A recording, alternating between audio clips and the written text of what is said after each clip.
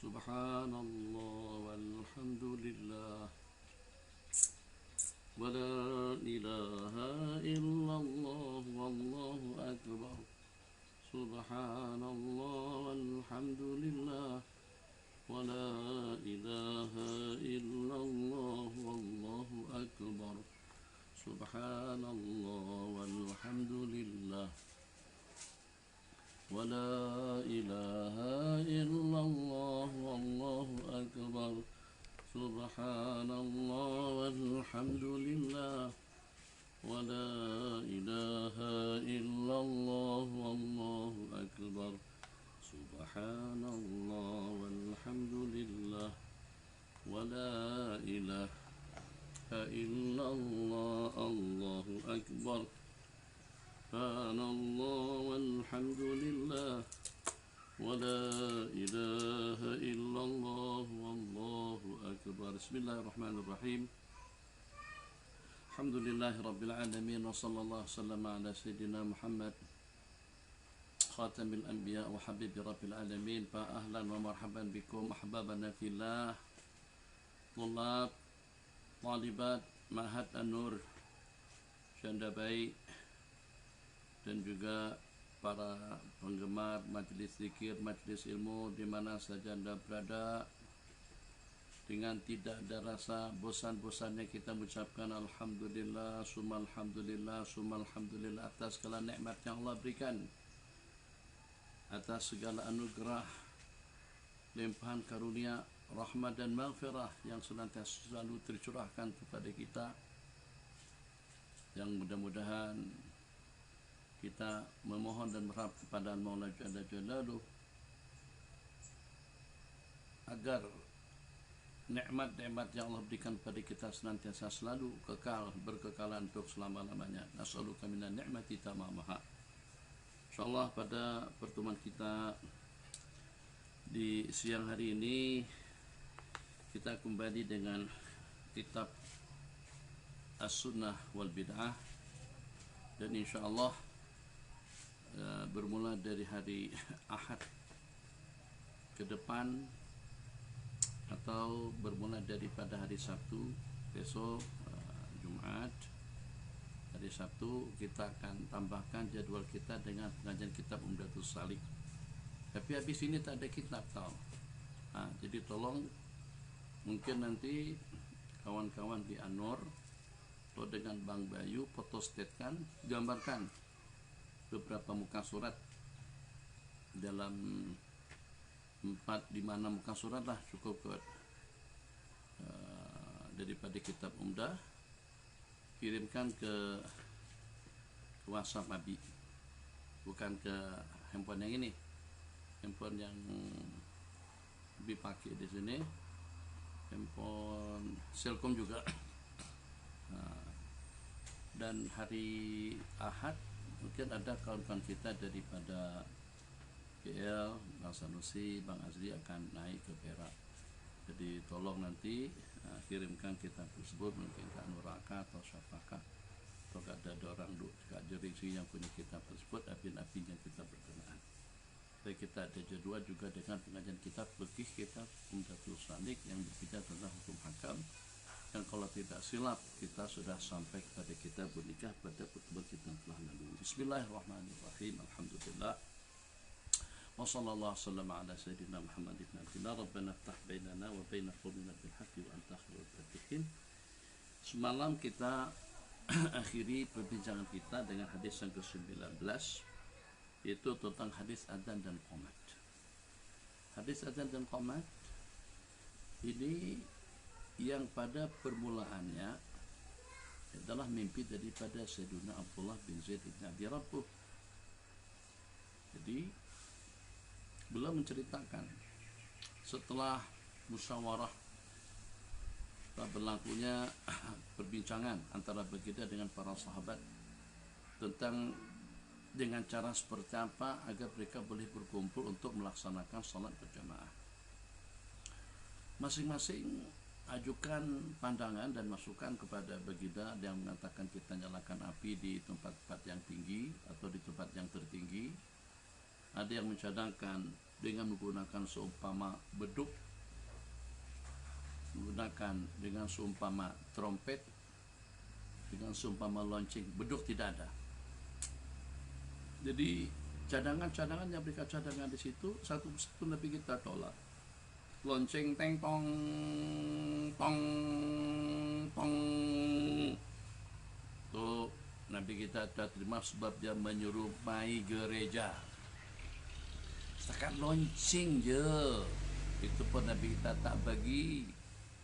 Kita sekarang kalau peribahasa yang Nabi kita sebutkan di jalan hadis, seandainya mereka masuk ke dalam lubang biawak pun kalian akan masuk ke dalamnya. Betul sungguh.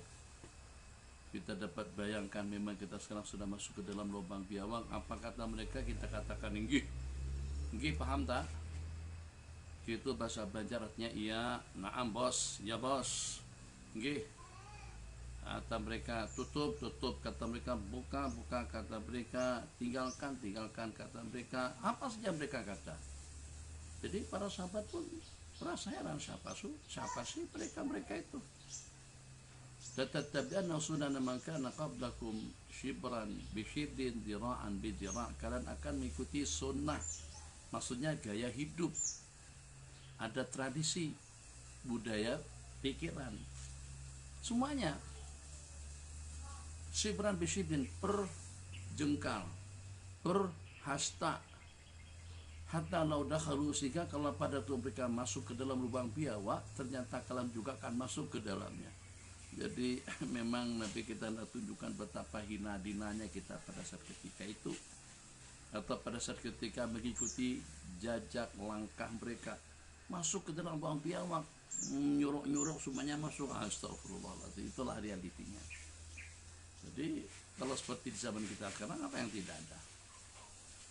Teknologinya oke. Kalau dengan teknologi masih boleh tahan, sebab dia tidak menyentuh tentang akidah, tidak menyentuh tentang halal dan haram, atau tidak berubah ketentuan halal dan haram. Tapi ada hal-hal yang dengan kita ikuti gaya hidup mereka yang bercanggah dengan agama, dari sudut budaya, dari sudut pakaian, makanan, minuman, perobatan. Nah, itu rahasia daripada apa yang kita sebutkan. Hatta law dakhalu juhra dabbin, jika kalau pada waktu mereka masuk ke dalam lubang biawak, kalian pun juga akan ikut melakukannya. Hatta sehingga sampai pada tahap ada juga di antara daripada umatku yang akan melakukan hubungan intim dengan ibu kandungnya. Itu mereka lakukan, itu juga akan dilakukan oleh umatku. Wa'iyadzubillah. Nah, kembali kepada adzan dan qomat. Kedua, bagaimana kalau dengan trompet, tut, Nabi kita kata itu ala Yahudi. Perasaan tak? Dalam rangka menyambut hari ulang tahun atau dalam rangka menyambut tahun baru, yang trompet yang buatan kertas tuh, yang tiup, yang dimainkan sama anak-anak, tiup, ulur, nanti dia terlipat kembali, telur, tiup, terlipat kembali. Itu pun Nabi kita tak terima. Kita memang betul-betul mempunyai syakhsiyah, kepribadian yang unggul, tidak ke kanan, tidak ke kiri, tidak ke barat, dan juga tidak ke Eropa, timur, barat, utara, selatan. Kita punya gaya hidup sendiri. Walakin wattinu anfusakum, akan tapi tegakkan pendirianmu, ya arhamar rahimin. Cadangan yang ketiga, nyalakan Nabi. Nabi kita kata nyalakan Nabi. Di samping kalau api dinyalakan, siapa yang tahu, siapa yang cam? Kalau pada orang lagi sedang tidurnya nyaman, dia boleh tahu api menyala. Kebakaran berlaku itu justru karena dengan kita kena tidak melihat. Kalau mata kita colek, kita tidak akan biarkan api menyala sampai membakar rumah, sampai kebakaran. Karena kita lagi sedang tidur nyenyak, karena kita lagi sedang tak perasaan, tak sadar, itu yang berlaku. Itu juga caranya orang Majusi. Sayyidina Umar, saya punya cadangan, salah satu atau beberapa orang daripada kita menyuruh Salat. Akhirnya cadangan tadi itu diterima. Udah tuh situ tuh tengok malah dia ngaji tuh. Udah nih.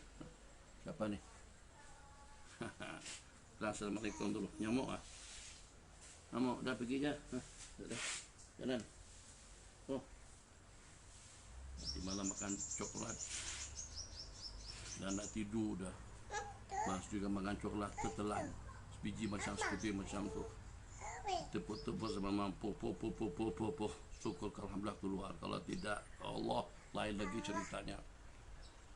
Itulah budak kecil. Ini baru makan rambutan. Nah, belakang api itu ada pokok rambutan. Alhamdulillah buahnya lebat dan manis. Jadi terlambat sedikit. Nabi teringin Nabi petil adalah beberapa biji. Minta maaf lah, santai sedikit. Salah. Oke, Nabi kita terima. Nah, lepas musyawarah tadi itu tak bersaling ya.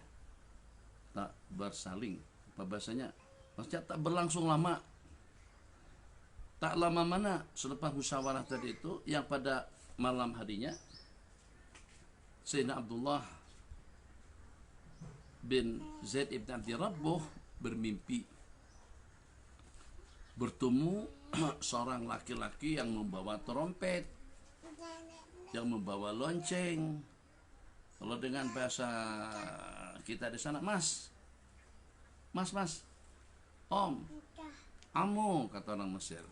Enci, nak dijualkah trompet tuh?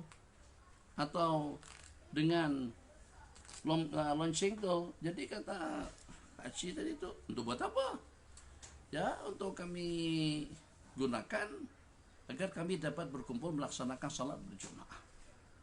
Salat berjamaah. Ya Allah arhamar rahimin.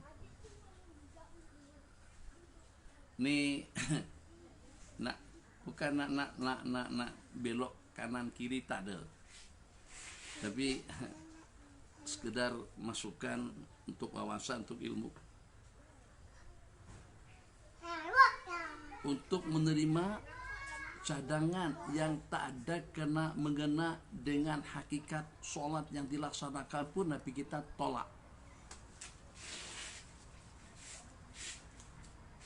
Apalagi kalau sampai pada tahap cadangan daripada non-muslim untuk merubah SOP salat yang kita laksanakan.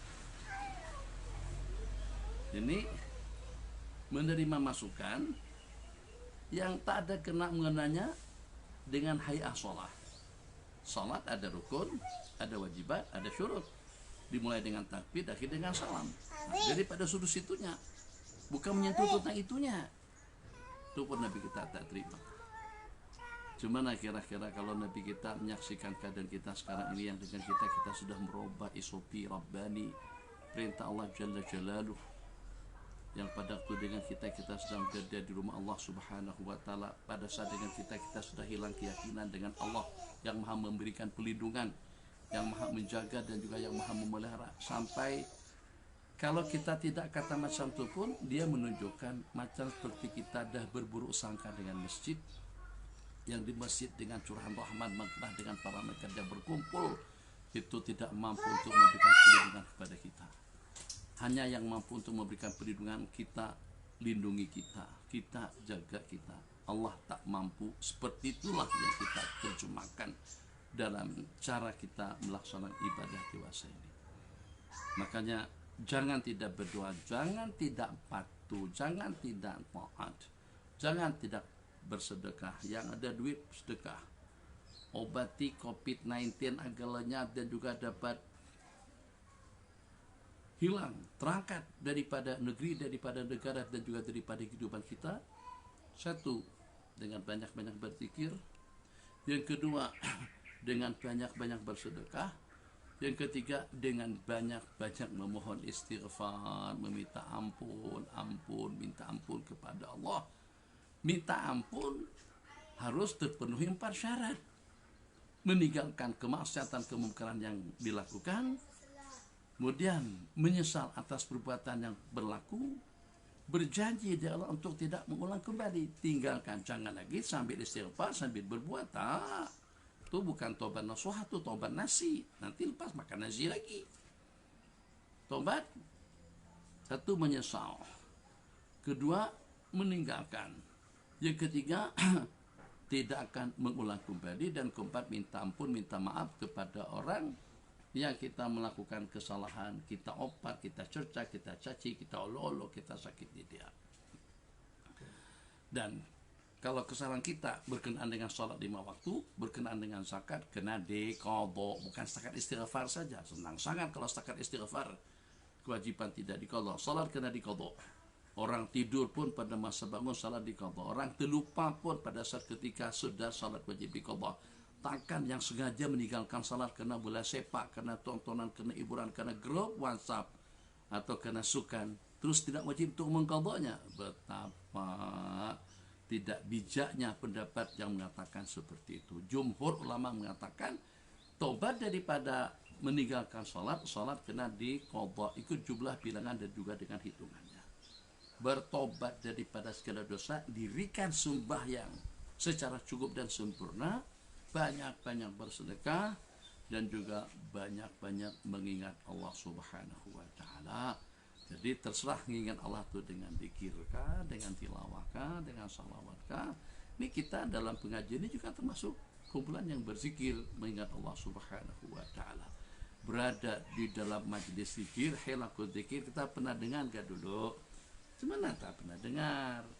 Yang bukan kaki ngaji pun tahu bahwasanya yang namanya majelis ilmu itu adalah riyadul jannah.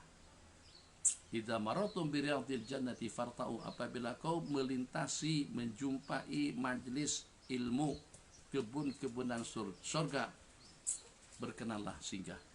Farta, ikut bergabunglah dengan mereka. Sahabat tertanya-tanya, oh kebun-kebunan surga yang mana satu? Kalau Nabi kita katakan kebun-kebunan surga itu isyarat kepada apa saja, dan surga itu tidak ada yang namanya lusuh, bosok, kotor, jelek, wudu, ancaman, problem, tantangan, cabaran, yang menakutkan, yang tak ada. Orang di dalam surga itu semuanya senang, renang, bahagia. Maka Nabi kita perumpamakan majlis zikir, majlis ilmu di dunia ini itu sebagai taman-tamanan surga. Jadi kata para sahabat, apa saja tuh taman-tamanan surga ya Rasulullah? Kebun-kebunan surga. Nabi kita bersabda, hilaqul dzikir, halakah dzikir. Kalau perumpamaan daripada hadis kepada majelis-majelis zikir, juga kepada majelis-majelis ilmu, itu sebagai taman-tamanan surga. Di surga tidak ada yang memudaratkan, tidak ada yang merisaukan, tidak ada yang menyedihkan. Itu sebagai tanda isyarat yang kalau pada waktu kita berada di taman-taman surga, insya Allah kita akan selamat. Jadi kita sekarang dalam rangka pemulihan, mungkin sudah fase 2 ke fase 3, tapi yang lebih penting pemulihan iman dan yakin. Kita nak mantapkan keyakinan kita kepada Allah Jalla Jalaluh. Kita ingin mantapkan dan tingkatkan ketakwaan dan ubudiyah kita kepada Sang Pencipta Jalla wa'ala, yang maha mengatur, yang maha mudabbir dalam kehidupan kita. Sebab lama manapun dengan kita di dunia, tetap kita akan kembali kepada Allah Jalla Jalaluh. Maka kita tidak mau kalau sampai semakin bertambah usia, semakin hilang keyakinannya, semakin lanjut usia, semakin berkurang ibadahnya, semakin lanjut usia, semakin jauh kita daripada rumah Allah, daripada kerumunan para malaikat, rahmat dan maghfirahnya. Mungkin perasaan ingat tak? Cuma nata ingat baru 2 hari.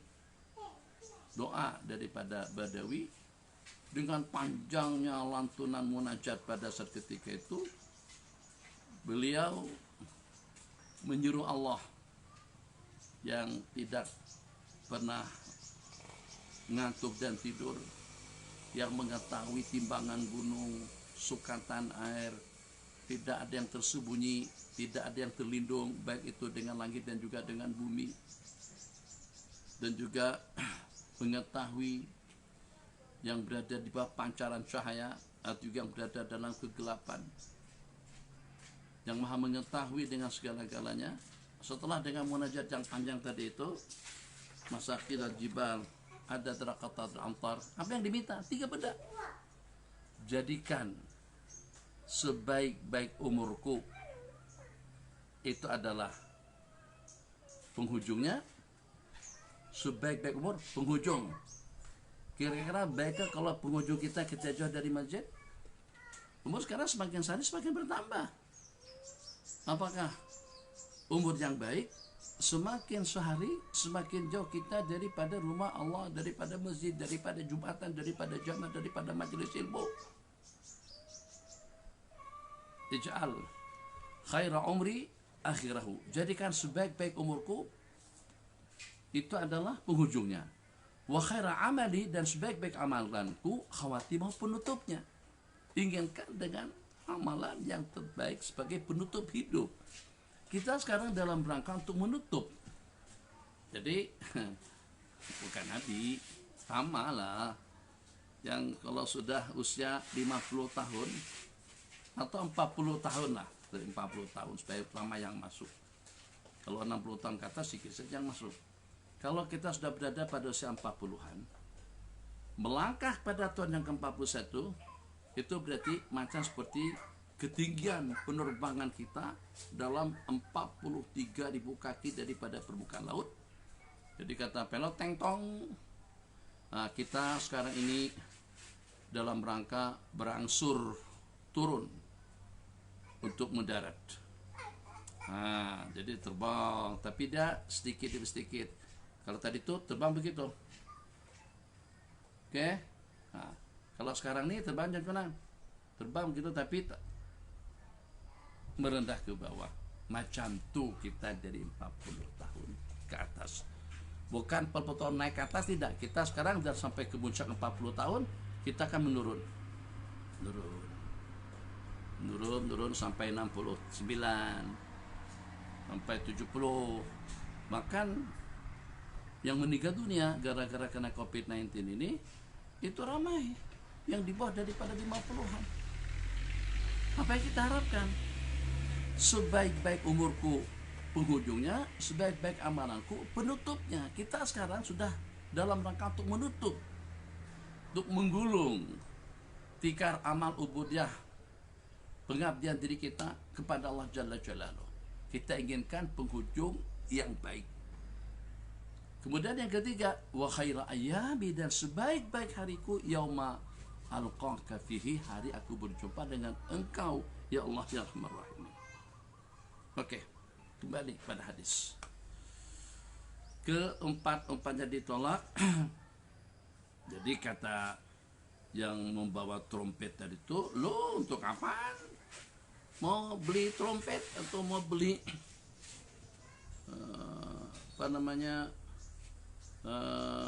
lonceng? Ya untuk dibunyikan agar kami dapat kumpul melaksanakan salat berjamaah. Tidakkah ingin aku ajarkan yang lebih baik daripada itu? Lantunkanlah Allahu Akbar, Allahu Akbar, Allahu Akbar,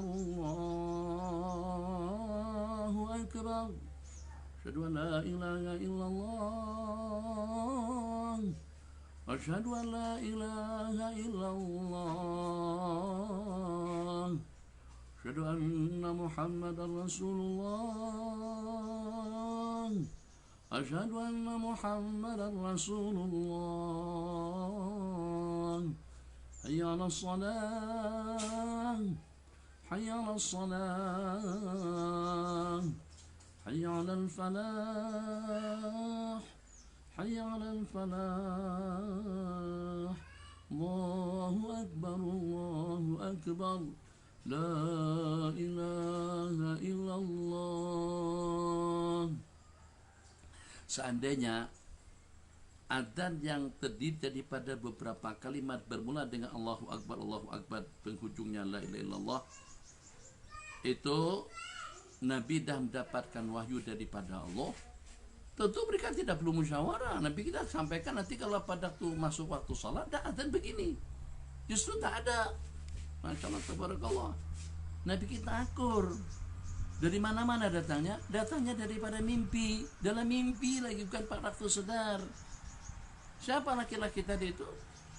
Tak ada yang menjelaskan. Yang jelasnya mimpi jumpa seorang laki-laki. Dia manusia.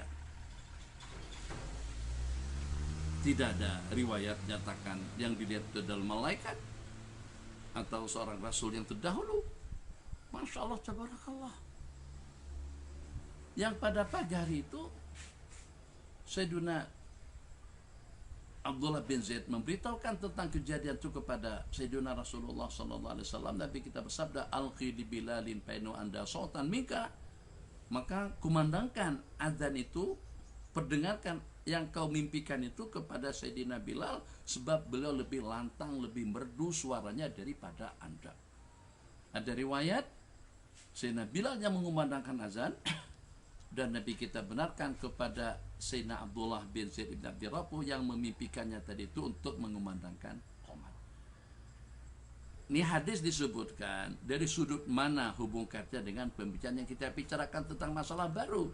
Ini kan masalah baru, mimpi yang pertama daripada insan yang tidak dipastikan, status yang tidak dapat dipastikan, asal daripada mana.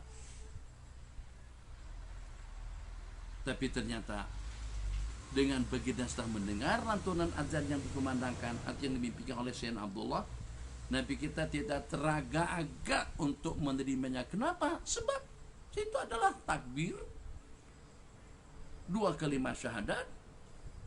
Mari kita melaksanakan sholat, mari kita mengejar kejayaan. Allahu Akbar, Allahu Akbar, la ilaha illallah. Ada masalah? Tak ada masalah. Nabi kita terima, Nabi kita suruh perdengarkan alfaz azan itu kepada Sayyidina Bilal. Sayyidina Bilal lantunkan. Kalau tadi Allahu Akbar, Allahu Akbar, Allahu Akbar, Allahu Akbar, Allahu Akbar. Taklah macam tu. Jadi wallahu a'lam lah, diperalkan katanya adzan daripada syekh siapa, bukan curiga, tapi mudah-mudahan betul, mudah-mudahan benar. Tapi jarak masa kita dengan Sayyidina Bilal dan juga dengan cara mana kita boleh merekam dan juga boleh melantunkan, mustahil sih tidak. Jadi ala kulli hal yang katanya itu adalah azan dengan rentak bersambung sampai kepada Sayyidina Bilal bin Rabah, sebab tentang lagu pirit turun naiknya dengan bunyi atau dengan pita suara antara satu sama lain itu tidak sama. Jadi mudah-mudahan itu macam tu. Kita menolak tidak dan juga menerima secara 100% pun juga susah. Ala kulli hal, jadi tak perlu kita persoalkan tentang itu. Sahabat kita dari Syria atau daripada mana mengatakan adzan yang beliau berikan ijazah syaratnya kepada masyarakat, juga kepada sebahagian daripada sahabat-sahabat kita, itulah lantunan rentak adzan Sayyidina Bilal bin Rabah radhiyallahu ta'ala. Oke. Satu, Nabi kita restu dengan rangkaian adzan yang bakalan dikumandangkan, dan yang keduanya Nabi kita suruh Sayyidina Abdullah untuk memperdengarkan kata-kata itu kepada Sayyidina Bilal. Begitu dikumandangkan oleh Sayyidina Bilal, Sayyidina Umar berlari-lari, bangun. Belum siap lagi untuk keluar masjid, keluar untuk menuju masjid dengan mengheret izarahu, itu kain beliau, karena mendengar lantunan azan tadi itu dikumandangkan, memberitahukan kepada baginda, aku juga memimpikan benda yang sama. Tapi lebih duluan Sayyidina Abdullah menceritakannya kepada baginda Rasulullah SAW. Jadi mimpi yang bersamaan antara mimpi Sayyidina Abdullah dengan mimpi Sayyidina Umar. Jadi ulama mengatakan kadang-kadang sesuatu itu boleh jadi pasti kalau pada saat ramai orang yang memimpikannya, yang walaupun pada dasarnya hukum hakam itu tidak sabit dengan mimpi, tidak sabit dengan mimpi, Tapi kalau cuma dalam bentuk fadail, dalam bentuk amalan, dalam bentuk kalau nak lebih cepat sembuh, atau kalau Anda ingin kesembuhan yang abadi atau yang ideal, yang sempurna, baca ini, itu mimpi jumpa dengan seorang laki-laki di waktu tidur misalnya. Itu tidak bersangka dengan hukum. Kita filter, kita tapis, kita koreksi, kita amati, kita timbang, apakah dia bersangka, apakah ada perkara-perkara syirik, apakah perkara-perkara terlarang. Ikut cara siapa? Ikut cara baginda Nabi lah, itulah sunnah Nabi kita Shallallahu Alaihi Wasallam dalam menerima, dalam menanggapi dan menanggulangi, memberikan respon kepada tiap satu perkara baru. Yang ini Nabi kita terima. Salafi ya tahu dengan mimpi itu, tapi kata mereka kesabitan hukum itu karena Nabi kita akur. Kita bukan berbicara tentang kesabitan hukum. Itu udah tidak ada perbedaan pendapat. Kalau Nabi kita akur atas sesuatu, itu sudah merupakan salah satu daripada amalan sunnah. Yang kita nak tengok baginda Nabi dalam rangka menanggapi perkara baru. Itu yang kita nakkan. Bukan tentang kalau pada Nabi kita ada akur, ya oke, memang itu suatu kesepakatan. Itu termasuk takdirat, salah satu daripada 3 unsur sunnah. Sunnah Nabi itu adalah perbuatan atau perkataan, atau juga dengan takdir, restu dan persetujuan. Itu udah ada kesepakatan daripada ulama. Yang kita ketengahkan sekarang ini metode manhaj baginda dalam menerima atau menolak, membenarkan atau juga tidak atas satu perkara baru. Yang ini barunya daripada sudut mana tidak pernah dikumandangkan sebelumnya, tidak pernah Nabi kita ajarkan sebelumnya, tidak ada orang yang tahu juga sebelumnya, melainkan dengan perantaraan mimpi yang dimimpikan oleh Sayyidina Abdullah bin Zaid ibn Abdi Rabbuh. Bismillahirrahmanirrahim. Kalau mereka tak nak terima, tak kisah. Tapi jangan lagi punya perangai suka menyesat-nyesatkan orang. Itu aja, selesailah. Kamu terima, tak terima, kami yang jelasnya tetap kami amalkan. Maulid dan Rasul itu bagi kami adalah lahan untuk dakwah dan juga untuk menyadarkan umat. Dan juga perayaan-perayaan hari-hari bersejarah itu adalah merupakan suatu peluang untuk kita berdakwah, untuk kita menyampaikan. Allahu Akbar, tak cucuk pula, astagfirullahaladzim, minta maaf. Dah, minta kasih mama. Allah, udah betul tengah jam dah, kenapa tak datang awal tadi itu? Jadi kata orang, nah itulah, ada tuh. Bukan tua, muda lagi. Astagfirullahaladzim. Habis ya tadi itu udah siap bawa tali. Pasang, yang habis pasang hanya naik angkat tinggi begini, rupa-rupa di depan mata. Itu orang kata itu alhamdulillah. Makasih. Itu yang cerita gajah dengan semut di depan sungai atau di seberang sungai nampak kelihatan, gajah yang ada di kelopak mata tidak nampak. Ini cucunya depan mata, macam mana tak nampak? Tahu? Astagfirullahaladzim. Begini, kan subuh tadi tuh dalam beberapa kali terakhir nih, santai-santai lah. Dan beberapa kali terakhir nih, Abi guna Facebook. Itu yang Abang Azri ajarkan kepada Abi untuk buat live sendiri. Jadi Facebook, tekan live atau siaran, lepas itu ada hijau itu, tekan situ, dia pun langsung mula. Itu yang paling senang. Tapi ada lagi satu yang bisnis, yang biru tuh. Jadi beberapa hari ini, Abi guna yang Facebook tuh.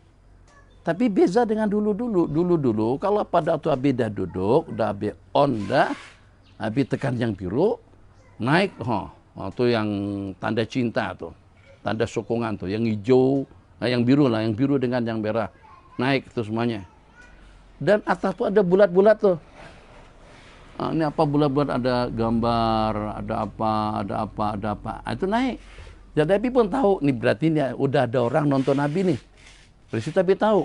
Tuh. Tuh Amor naik tuh. Merah, hijau. Abi tahu. Tapi dalam beberapa pertemuan terakhir nih, itu tak ada. Ada sikinya. Adalah warna merah biru tuh naik siki-siki aja. Hak atas yang bulat tuh tak ada. Itu satu. Yang Abi bingung kok kenapa tak naik. Ini kawan-kawan lagi tidur kan baca perasaan kan semalam. Jangan terlambat masuk datang awal duduk. Kenapa Abi cakap macam tu? Sebab tu tak ada lagi yang biasa baru Abi on begitu masuk, begitu live langsung naik sokongan. Naik. Kemudian rik bulat tu berisi. Sekarang sudah tak ada lagi yang itu. Ini orang lagi tidur kejut orang kah? Tak ikut lagi kah? Kemudian pada masa nak menutup pula, tak ada tulisan itu yang bulatan, yang tulisannya untuk menutup, mengakhiri. Jadi kelik tak terjumpa. Mak Abi katup total, tapi nanti Abi tutup balik. Itu yang semalam tu yang terbalik, lepas ke arah Abi, tertekan yang balik kameranya ke belakang. Kenapa macam ni? Siang hari ini Abi coba yang hak bisnis. Hak bisnis panjang sikit, dalam 3-4 langkah barangkali. Oh, naik. Sokongan naik. Jadi mata Abi itu tengok bulat tu je. Tak tengok benar ni, tak tercucu lagi. Astagfirullahaladzim. Tak payah komplain lah. Komplain nanti. Astagfirullahaladzim. Udah nih, siap letak sini dah. Semua tinggi supaya nanti suara kedengaran jelas. Rupa-rupanya tak cucu. Astagfirullahaladzim. Hampir setengah jam kita live tadi itu, lebih daripada setengah jam. Baru perasan. Pun bukan Nabi yang perasan. Mama datang. Boleh juga ada apa mama datang. Rupanya, tolong cucu. Astagfirullahaladzim. Bismillahirrahmanirrahim. Jadi kalau kalian perasan semalam Abi komen, Abi dah komen dah tentang itu. Tapi pada masa Abi komen pun tetap suara remang-remang. Apa saja kalau tidak terhubung, tak jadi. Itu yang Abi katakan. Abi ulang balik lah. Mudah-mudahan nanti untuk ke depan lebih perhatiin lagi. Kalau tidak terhubung switch dengan karan, barang elektrik, melampu tak boleh dinyalakan, mahal manapun lampunya. Kalau tidak terhubung kunci kontak dengan kereta, tak akan hidup enjin kereta. Kalau tidak terhubung LCD TV di rumah canggih manapun, harganya berpuluh-puluh ribu, besar. Kalau kita nonton bola sepak di situ memang nampak betul bulu-bulu kaki pemain besar. Ratusan inci, bukan 70, jauh besar sungguh. Tapi tak ada estro, tak ada parabola, tak ada straight. Tak terhubung, kita tidak boleh kita nonton live. Begitu juga dengan handphone. Dah tahu dah. Jadi kita ada TV, ada peralatan canggih, kita nak ngikuti upacara wukuf di Padang Arafah. Kalau tidak terhubung, tidak boleh. Maka jangan sampai orang yang paham teknologi canggih ini ngerti tentang itu, tapi tidak paham kalau pada waktu kita tidak terhubung dengan Allah. Pada waktu kita tidak terhubung dengan zikrullah. Itu hikmatnya Allah. Suruh lagi. Uzkurullaha zikran katsira. Uzkurullaha. Wadzakirin Allah katsira wadzakirat. Sampai pada tahap Nabi kita kata, ingatlah Allah, berzikirlah mengingat Allah. Sampai macam seperti orang gila. Maksudnya memang betul-betul mabuk kita dalam berzikir. Itu rahasianya kita disuruh untuk berzikir sebanyak-banyaknya. Bukan suruh. Saka suruh saja, nanti kita tanya pula. Tahulah disuruh banyak-banyak, tapi nak buat zikir lagu mana? Itu zikir puluhan. Bahkan ratusan macam zikir dibaca pada waktu pagi dan petang. Tilawatan, atau juga dengan tasbihan, tahmidan, tahlilan, takbiran, hauqalatan, tahlil la ilaha illallah, takbir Allahu akbar, tasbih subhanallah, tahmid alhamdulillah. Atau juga dengan tilawatan, dengan membaca Al-Quran. Tuh ayat daripada yang pertama sampai pada ayat yang terakhir, daripada surah yang pertama Fatihah dengan surah An-Nas yang terakhir, itu supaya dalam itu kita ingat Allah Jalla Jalaluh. Kalau pada itu diterung Bang Azri, kawan-kawan, terung, Maxis tak kuat, ada lain langsung di situ, Selkom kuat di sana. Bukan kita tak ada alat, bukan kita tidak on. Tapi pada saat ketika tak ada tawar, tak ada menara tinggi itu yang menghubungkan, akhirnya itu saja membuat kita hidup jadi susah. Cuma kalau sampai orang itu tidak merasa susah saat ketika dia jauh daripada Allah. Tak perasaankah? Lengah, lalai, mabuk, lupa daratan, mabuk kepayang. Nih lori sini yang walaupun sepi, tapi jadi laluan lori pasir kok. Lori pasir, lori batu, atas tuh ada air terjun. Nah, jadi seolah-olah taklah terlalu sepi sangat. Tapi memang agak terpencil jauh. Alhamdulillah. Kalau paham dengan bahasa terhubung tadi itu menyenangkan. Tayangan putus. Kenapa? Karena mati api tak ada. Ya Rahman. Kumpul gas habis, gas tak terhubung, api menyala, mencis, ada api, gas tak naik macam mana gasnya habis? Nyala tak? Boleh masak tak? Paham betul. Kalau tidak terhubung dengan gasnya, gas kalau tidak terhubung dengan api, dapur tidak menyala. Kalau seandainya beras, air, masakan, lalapan, gulai, kalau tidak terhubung dengan api, tidak dimasak, tidak akan masak. Paham? Oke, alhamdulillah, bagus. Kalau tukang tidak terhubung dengan tukang bangunan, tidak akan jadi. Kalau astagfirullahaladzim, berjam-jam dah kerja rumputnya tetap naik, tak ada satu pun yang putus. Nah, buat lagu mana? Tuh dengan besi yang berpusing tuh, atau dengan tali yang berputar tuh, ke atas. Tak kena rumput, tak putus rumputnya. Sederhana sangat.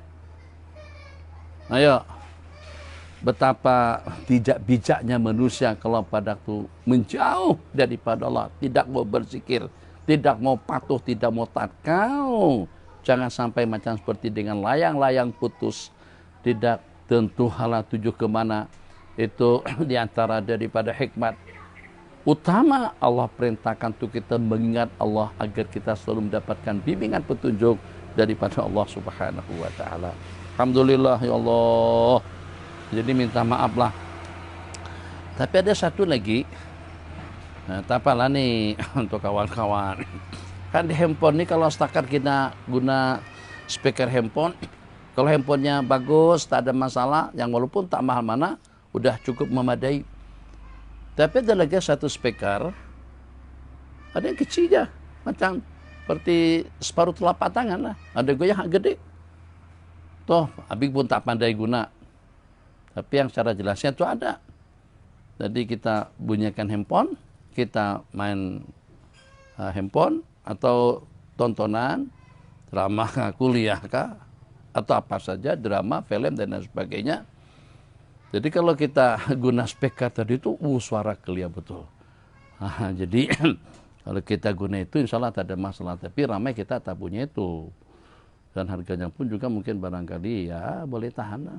Mungkin dalam 40-50 ringgit. Supaya pendengaran atau dengan suara jelas dan clear. Panjang tadi kita cakap setengah jam. Ya Allah, tahu-taunya remang-remang dengan suaranya. Tentang azan dan qomat tadi itu mudah-mudahan dapat diserap dan juga dapat dipahami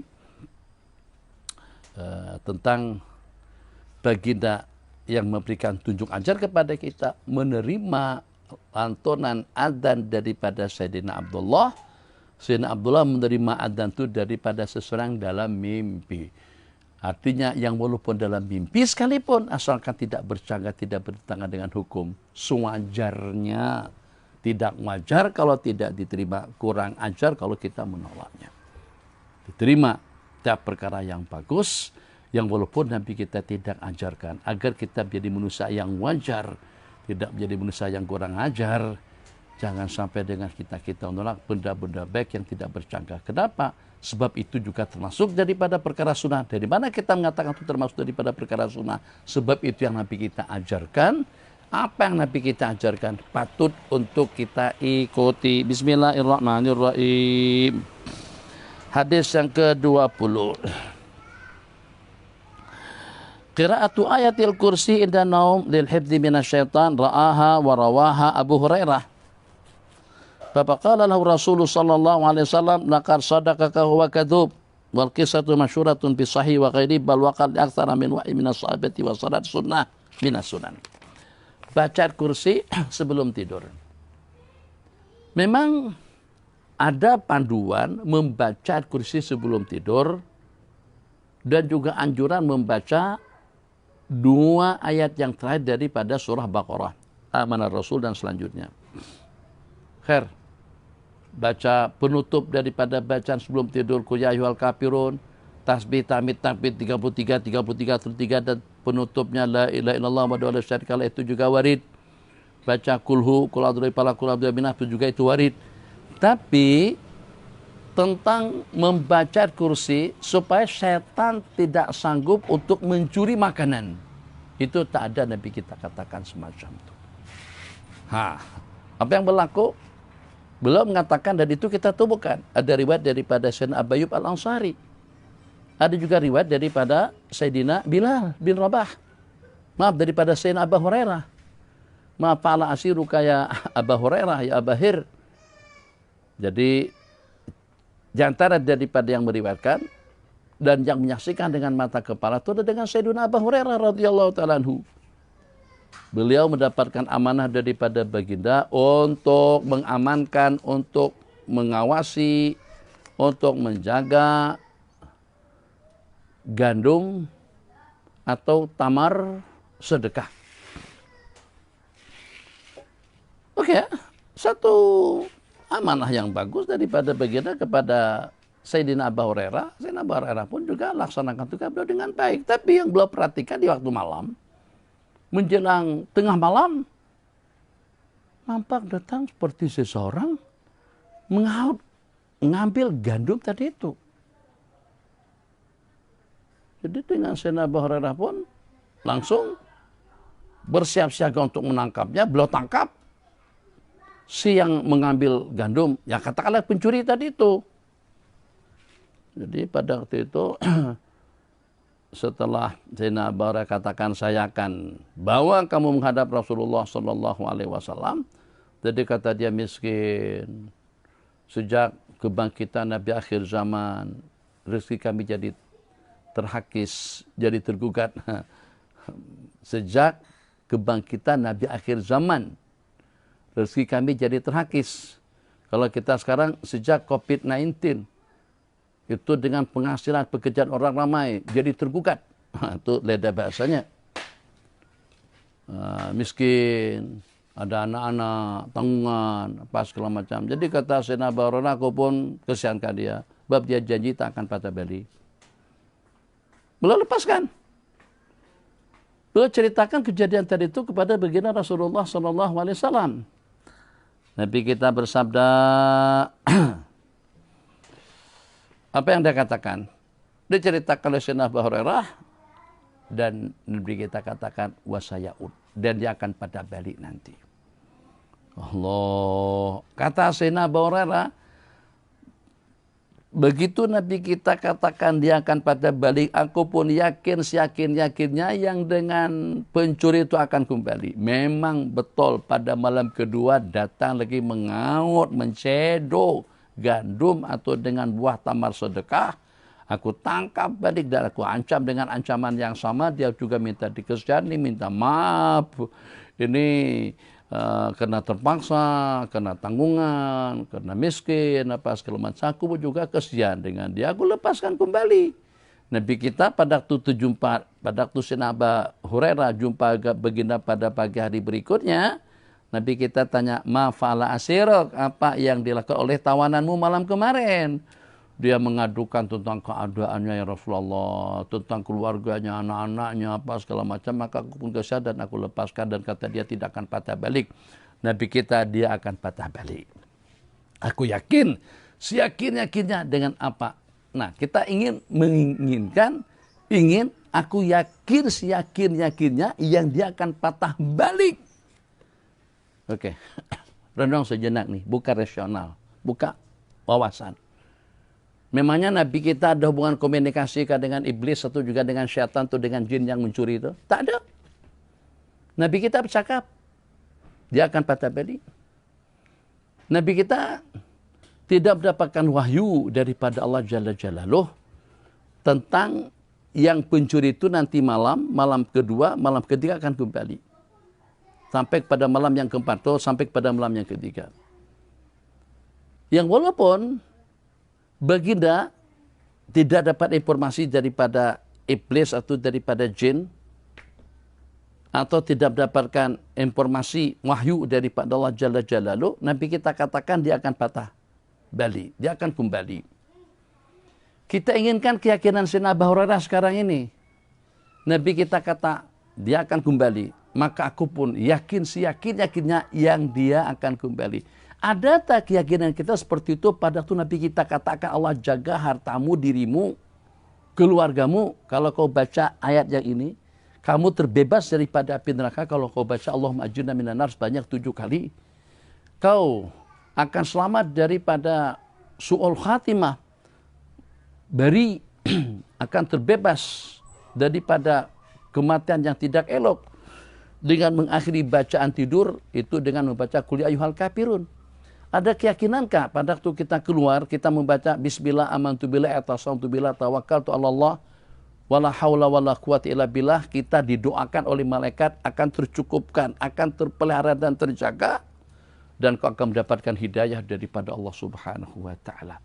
Ini yang Abi katakan, kita sekarang bukan krisis ekonomi, krisis iman, krisis yakin, krisis takwa, krisis ibadah. Yang pada saat orang-orang yang kita harapkan untuk memupuk ibadah dan keyakinan kita justru juga goncang, bimbang, dan juga dengan sikap dan juga dengan gaya hidup yang tidak berbeda daripada orang ramai. Kembali pada malam ketiga, karena Nabi kita katakan akan kembali, aku yakin dia akan patah balik. Begitu datang, sekarang udah 2 kali ditipu, ternyata tak balik, katanya tak balik, tautnya kembali. Tak ada ampun dah. Aku tak akan bagi kelonggaran. Aku tangkap, aku seret kamu sampai kamu menghadap Rasulullah SAW. Coba tengok, nih pencuri tadi itu baru bukan nanti kamu akan saya tembak, nanti kamu akan jatuhkan penjara seumur hidup, nanti kamu akan saya bunuh. Tidak. Aku akan hadapkan kamu kepada Allah. Itu lebih menakutkan jin-jin kafir. Tak akan makhluk-makhluk kerdil, kuman, bakteria, penyakit. Tidak takut dengan senjata-senjata Allah. Kita kena banyak membaca sejarah. Kena banyak tahu tentang kehidupan, keyakinan para salafun saleh. Supaya keyakinan kita semakin hari semakin terpupuk, keimanan kita semakin bertambah. Supaya dengan kita akan memiliki suatu keyakinan yang kalau tidak nampak pun dengan kita akan meyakini seyakin-yakinnya. Oke. Kalau sebut nama baginda, jin keluar daripada tubuh seseorang yang dirasuk, dengan disebut aku akan hadapkan kepada baginda, ternyata jin dan syaitan pun juga takut. Apakah kira-kira tidak akan takut kalau pada suatu ketika senjata yang kita miliki itu adalah senjata zikrullah dengan kekuasaan, keperkasaan, keagungan, kebesaran, kehebatan, al-qahar, al-jabbar, al-muntakim, al-matin, al-qawiyyu, al-kabir, Ar-Rahman, Ar-Rahim, Al-Maula Jalla Jalaluh. Oke. Kita tadi terlambat 10 menit. Abi tambah 7 menit. Sabar. Semakin kita lambat-lambatkan habisnya, dekat zuhur dah, kalau masih dalam keadaan wudu, azan, qomat, jamaah, makan, rehat, santai, tidur. Allah.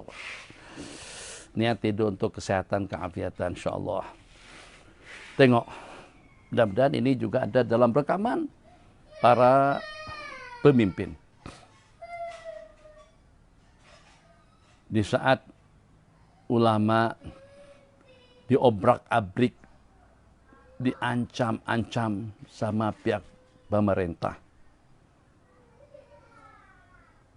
Pendek kata, kalau mereka tidak beranjak daripada pendirian mereka, pihak kerajaan akan menimpakan suatu tindakan tegas, sadis pada masa yang sama. Sekarang ada kumpulan daripada para ulama. Macam kita di sini ada Majelis Ulama, di Indonesia ada Majelis Ulama Indonesia, sebut dengan panjangannya MUI. MUI. Majelis Ulama Indonesia. Kita di sini ada Ketua Majelis Ulama Kedah, Pahang, Terengganu yang diketuai itu dengan kumpulan yang tertinggi. Majelis Ulama itu dengan Datuk Mufti, kumpulan daripada ulama. Kalaulah ada, kalaulah tidak ada, zaman kita sekarang kekompakan yang tidak ada. Kebersamaan hati sebelum kebersamaan kita dengan ucapan dan juga dengan statement. Ulama yang dibentak-bentak, yang diancam-ancam sama pihak pemerintah tadi itu, karena diancam, pokoknya kepada pemerintah, kata mereka, pokoknya kami akan serang kerajaan atau pemerintah itu dengan senjata sahar. Dengan senjata sahar. Apa kata raja pada waktu mendengar statement ulama pada saat ketika itu? Kalau kalian melawan pemerintah, melawan raja, melawan kabinet, rantantra atau juga dengan pasukanku, dengan menggunakan senjata-senjata fajar, senjata-senjata sahar, maka kami orang pemerintahan tidak mampu untuk berhadapan dengan kalian. Apa maksud daripada senjata sahar? Senjata doa, bermunajat, memohon, meminta, berzikir. Kita ada juga yang macam itu, bukan tak ada. Tapi mungkin hanya dalam 2-3 orang ya. 3 orang. Kita nak beramai-ramai, nak seramai-ramainya, sebanyak-banyaknya. Bab kekuatan itu kalau pada waktu kita punya banyak, kekuatan itu kalau pada waktu ramai. Akan kami serang kalian itu dengan senjata fajar, itu dengan senjata pada waktu sahur. Bukan dengan senjata, bukan dengan peralatan yang serba modern, atau dengan senjata tajamnya, tidak. Serang dengan, ya Allah. Ini yang paling menakutkan. Paling menakutkan. Kekompakan, kesatuan hati dalam bermunajat, dalam meminta dan mohon kepada Allah Jalla Jalaluh. Ini kalau seandainya dengan kita boleh terhubung dengan semua masyarakat, tak payah sampai berpuluh-puluh juta. Dalam 1 juta muslim cukup. Jadi kita berzikir, bermunajat bersama. Jadi ini sebenarnya kita boleh buat benda semacam itu. Tapi kena ramai yang membantu dan juga yang menolong. Jadi seperti online kita sekarang ini, pada pukul 4 pagi kita bangun. Jadi dengan video call, Google Map, apalah, tahulah seperti pada waktu kita meeting itu.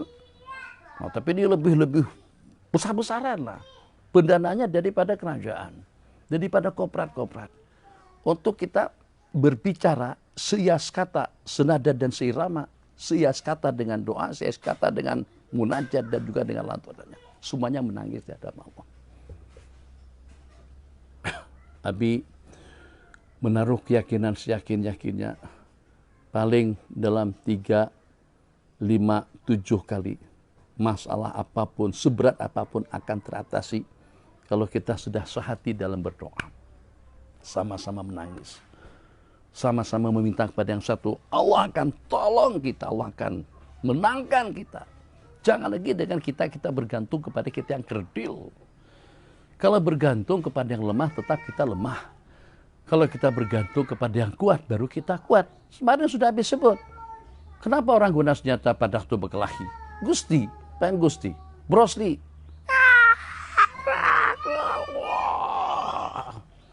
Tapi kalau pada tuh musuhnya ada pakai samurai, Bruce Lee pakai itu yang ini apa tuh namanya? Tapi itu yang rantai 2 tuh. Ada kayu, pung 10. Tapi yang menakjubkan tuh sekali pukul orang mati. Dia kena pukulan sampai dia jilat darah di tangannya, atau sini berdarah sini nih, kena pedang. Dia jilat darah tuh, tak mati-mati juga Bruce Lee-nya. Nah, itu film lah. Astagfirullahaladzim. Kenapa? Karena Bruce Lee merasa Bruce Lee atau juga dengan pemain Gusti kalau sudah rasa tidak mampu atau rasa tidak puas dengan menggunakan tangan, kaki dan lain sebagainya, diambil kursi. Ada kursi, diambil kursi, dia pukulkan. Bang! Ada kursi, ada sound system, apa aja lah diambil. Ada kipas, tuh seperti itu. Berarti kita untuk mendapatkan yang ideal, kita cari yang lebih kuat daripada kita. Siapa yang lebih kuat daripada makhluk semuanya? Allah Jalla Jalaluhu. Jangan kehilangan Allah. Hilang duit tak apa. Hilang kekayaan tak apa. Bukan tak apa, apa juga. Hilang jawatan masih kecil, gitu betul bahasanya. Hilang jawatan kecil, hilang duit kecil. Tapi jangan sampai kehilangan iman dan yakin. Itu kalau udah kehilangan iman dan yakin, waliyadzubillah, kesengsaraan dan penderitaan yang akan menimpa. Hadis yang ke-21 adalah hadis Lailatul Qadar. Jadi cerita, belum hampir kita tadi itu. Jadi cerita yang tadi itu malam ketiga, macam mana pun saya akan seret kamu, saya akan jumpakan kamu dengan baginda Rasulullah. Jangan kesian aku Abu Hurairah. Jangan minta ampun, minta maaf, minta ridho, lepaskan aku. Saya akan ajarkan suatu amalan kepada Anda. Orang-orang dahulu kalau dapat amalan itu berasa bertuah sungguh. Yang dalam keadaan tertipu macam itu pun masih percaya lagi kalau pada itu bahkan diberikan amalan, karena amalan itu merupakan satu perkara yang paling berharga. Aku akan bagi satu amalan, baca ayat kursi sebelum tidur. Setan, jin tidak akan mampu untuk kacau, ambil, rompak, rampas harta kekayaanmu. Itu dapat ijazah daripada siapa? Sayyidina Abu Hurairah dapat sanad ijazah langsung daripada jin atau juga daripada iblis. Jadi Nabi kita tanya, ma fa'ala asiru kalbare, macam mana keadaan tawanamu ya Abu Hurairah? Ya Rasulullah, diajarkan aku ayat kursi. Nabi kita bersabda, laqad sadaqaka wa huwa kadzabun. Dia cakap betul apa yang dia katakan memang itu. Jadi sekarang Abu Hurairah sudah terima. Dan Nabi kita bagi panduan. Apa yang dikatakan tadi itu memang benar, itu takrir. Tapi tetap saja setan itu pendusta. Hadis yang ke-21 itu adalah tentang malam Lailatul Qadar, dan ucapan baginda Rasulullah sallallahu alaihi wasallam, ara ru'yakum kata wa ta'at. Aku melihat mimpi-mimpi kalian itu bersamaan, maka carilah Lailatul Qadar itu pada 10 malam yang terakhir. Wa huwa fis sahih. Ini maksudnya apa?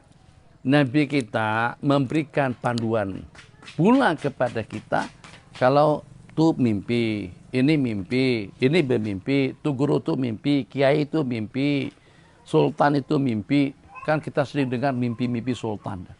Masya Allah, tabarakallah. Sultan ternyata keluh resah sampai memerintahkan kepada pasukan, tentara, polis untuk mencari orang yang dimimpikan oleh tuanku dalam tidurnya. Tuh kadang-kadang ada seruan, "Hei Sultan, adrik Fulan bin Fulan, kejar, cari dia sedang dalam keadaan bahaya." Sultan pun cari. Memang orang-orang dahulu, masya Allah, tabarakallah, pertama karena dengan zamannya, yang kedua karena dengan masyarakatnya, yang ketiga karena dengan hati yang terbuka, berlapang dada untuk menerima nasihat daripada ulama dan juga daripada ahli khair. Insya Allah orang yang senantiasa berlapang dada. Jadi kemampuan tidak sama antara satu sama lain, itu pasti dan pasti. Dan juga kedudukan dalam dunia makrifat, dalam dunia usul tidak sama antara satu dengan yang lain. Maka kalau pada tuh nanti kawan-kawan yang hadir nih jadi pemimpin, jadi menteri kah, perdana menteri kah, jangan karena dengan jawatan terhijab kamu daripada nasihatnya ulama. Ulama jangan dimusuhin. Ulama jadikan kawan untuk memberikan panduan hidup yang mampu, yang insya Allah dengan asbab bimbingan daripada mereka semuanya akan selamat. Tugas ulama tidak hanya untuk memberikan nasihat kepada orang awam, atau hanya orang awam saja yang diberikan nasihat yang patut untuk dinasihati. Tapi kalau sudah daripada pihak kerajaan, pihak pemimpin, ulama dimusuhin, tidak seperti itu. Jadi tidak ada yang lebih paham dan tidak ada yang lebih mengerti tentang itu daripada orang-orang yang diberikan amanah oleh Allah Jalla Jalaluhu.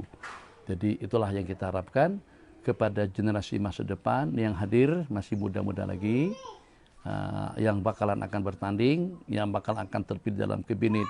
Jangan jauh daripada ulama dan jangan dicekal, jangan dicegat, jangan dihalang, jangan diancam, supaya ulama dapat memberikan nasihat yang tulus ikhlas karena Allah.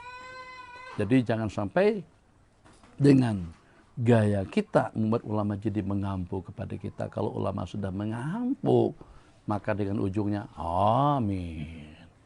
Kita inginkan nasihat yang tulus ikhlas keluar daripada kalbu seorang alim yang mampu untuk membawa keberkatan, kesejahteraan dan keselamatan dunia dan akhirat. Hada wabillahi taufik wal afu minkum. Wassalamualaikum warahmatullahi wabarakatuh. Sekarang sudah senang nak tutup.